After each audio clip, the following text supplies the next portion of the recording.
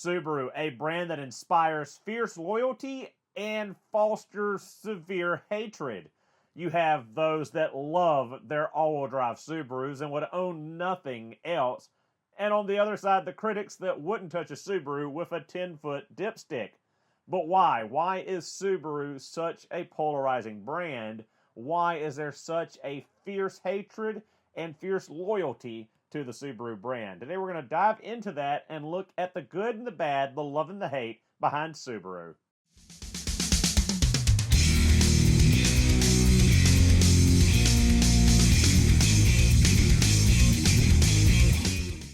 We'll start off on the positives, looking at why people absolutely love their Subaru vehicles and most refuse to own anything but a Subaru after having them. First off is Subaru's synonymous all-wheel drive system. Anyone that thinks all-wheel drive normally nowadays thinks Subaru. Super handy, super capable, no matter if it's raining, sleeting, snowing, mud, off-road, what have you. The Subaru all-wheel drive system shines bright in getting you to where you need to go. It's been the cornerstone of their marketing since they brought over the Subaru vehicles from Japan to the U.S. market. Looking at old ads, old vehicle models, the all-wheel drive system was always heavily pushed and always their biggest selling point compared to whatever else was on the market in a similar size vehicle, because most of the competition was either front-wheel drive or rear-wheel drive starting out, and even today, competitors' all-wheel drive systems just don't hold up to what Subaru's all-wheel drive system delivers for the money. Point number 2 is the Boxer engine. People absolutely love the smoothness, the low center of gravity, the flatness of the Boxer engine. With the Boxer engine being a flat engine, it can be mounted lower in the chassis, providing a lower center of gravity and better stability, better handling characteristics than a traditional inline or V engine. Now, that has been another huge selling point and another win for why people love their Subarus. Because of that handling, because of that Boxer engine, not only is it low slung, giving a good center of gravity and good handling, but it's a very smooth engine. I know a lot of people disagree with that, but the Boxer is inherently balanced because of the way it is designed. There's no need for balanced shafts, counterweights, things of that nature that you see in inline engines and V engines. The Boxer engine is symmetrical, balanced, low, and gives great handling characteristics, and another reason why people absolutely love their Subarus, and another reason why the WRX, STI, and the BRZ are such good sports cars and rally cars. Number 3 on our list is one that will show up on both sides of love and hate for different reasons and depending on who you talk to. But Subaru's reliability. They are phenomenally reliable vehicles overall for most Subaru lovers, Subaru owners, myself included, owning many Subaru vehicles over 250,000 miles, over 300,000 miles, and we have seen time and time again examples of others Subarus going over 400, over 500,000, even over 1 million miles with high reliability. People love Subarus because how reliable they are, how cheap they are to maintain and keep on the road.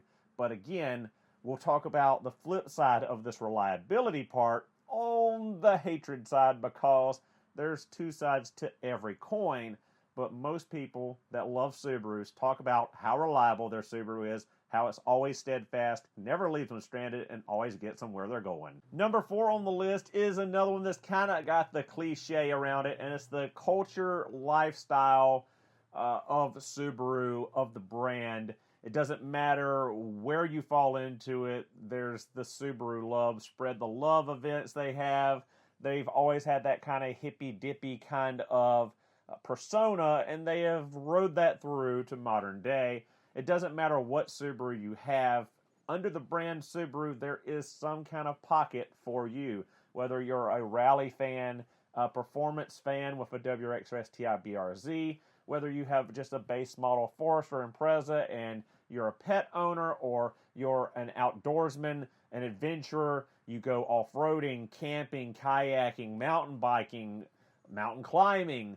All of those things come back to the whole Subaru lifestyle, the whole Subaru persona that they have built around themselves and the culture that is Subaru. And Subaru owners are a pretty tight-knit group, well, the enthusiast of it. And, there's something for everyone, so to say, with Subaru. It's the Lego car. It's the Swiss Army knife of vehicles. You can do almost anything you want to if you're Subaru, and people absolutely love them for that, and they love them for the culture and the lifestyle that they bring. So we've talked about why people love Subarus and the positives of the brand and the vehicles, but let's look at the flip side of the coin, the yin and the yang. Why do people absolutely hate and despise Subaru vehicles? So, number one on the list is, of course, the infamous head gasket failures. Subaru got this reputation and cannot get clean of it to save their lives. As we mostly all know at this point, any of you watching any Subaru content and have watched any of my videos know that the whole thing revolved around the 2.5-liter EJ series naturally aspirated engines from the late 90s through to early 20-teens, when there was a flaw with the head gasket. The coating on the head gasket would break down, causing leaks, causing overheating, causing issues, and it was a costly, timely repair, and Subaru didn't do the best job of, taking accountability at the time for it, and kind of passed the buck to the customer. And we've talked about this. We've beat this dead horse, but, the issue has been resolved for the last 15 years or so at this point, but Subaru just cannot shake the persona, cannot shake that bad rap they got from the head gasket failures on the single series of engine for about 10 years or so. It follows them around still to this day, and is one absolute reason why people absolutely hate, despise, and avoid Subaru vehicles. Number two is one that is highly contested as well, and that is the love-hate relationship, mainly hate, for the CVT. Now, Subaru went to a CVT in the early 20-teens because of fuel economy, CAFE standards, and emissions. They could not get the Boxer engine and all-wheel drive platform to better MPGs, better fuel economy, less consumption with a traditional 4 and 5-speed automatic as they had used for many years. There was not enough time, money, effort, what have you, to develop an 8 or 10-speed, nor the space to compact it into the all-wheel drive system and make it all work. The best option for them was the CVT. I actually have come around and actually like my CVT. I actually prefer the early CVT in my 2011 Outback that does not do mock fake shifts more than the later CVT like in my 2015 Outback. But people absolutely despise the CVT. That is one reason why so many people absolutely flat out refuse to buy a Subaru, is because of the CVT. They don't like the characteristics of it. They don't like how it drives. They don't like the reliability issues that it sometimes develops. Now, another issue with Subaru as a brand and stigmas has been the CVT. Just like the head gasket issues, the CVT has gave them a black eye. One that might not be so well deserved. Yes, there were some issues with the CVTs. Yes, there have been problems with the CVTs, but it hasn't been a widespread blanket issue, and a lot of them give trouble-free service, like mine. I have plenty CVT Subarus over 250,000 miles on their original factory-installed CVT, but it's a big reason why people absolutely hate and will not buy a Subaru, because of the transmission. Number three is one I kind of agree with and kind of don't. It just depends on year, model, and all. It is cheap build quality, cheap interiors, and cheap plastics.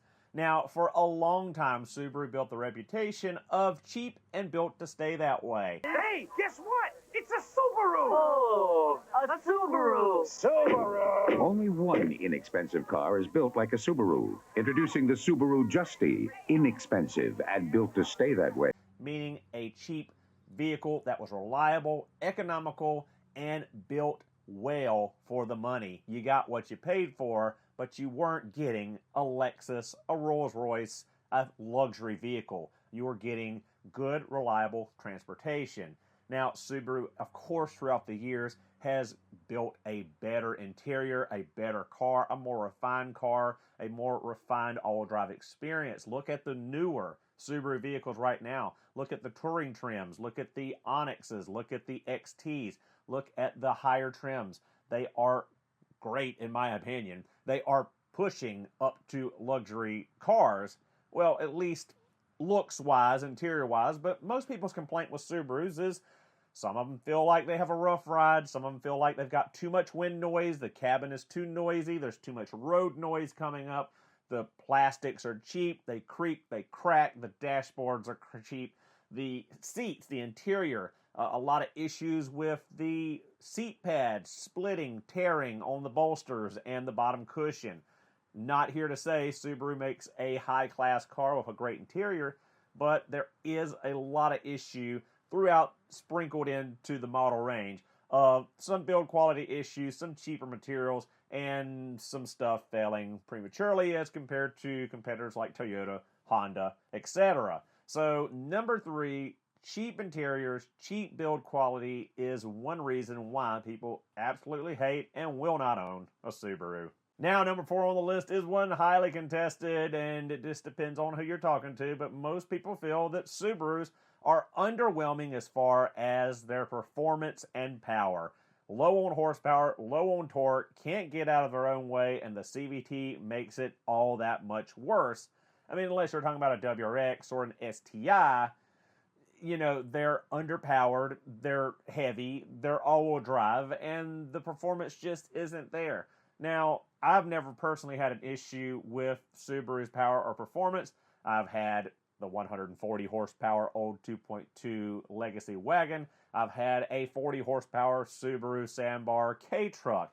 Horsepower isn't the end-all be-all. I've never been feeling like my life is in danger because I don't have the power to pass someone or get out of the way, but there's lots of people that have complaints with being slow, slow acceleration, the numbness of the CVT, and just all around a flop. So if you're looking for something sporty, you're looking for something with performance, you're looking for something with higher horsepower, then you're probably going to hate Subaru like most people that do. So at the end of the day, love them or hate them, Subaru is a brand, is a vehicle company that has definitely fostered a passionate following and a severe hatred.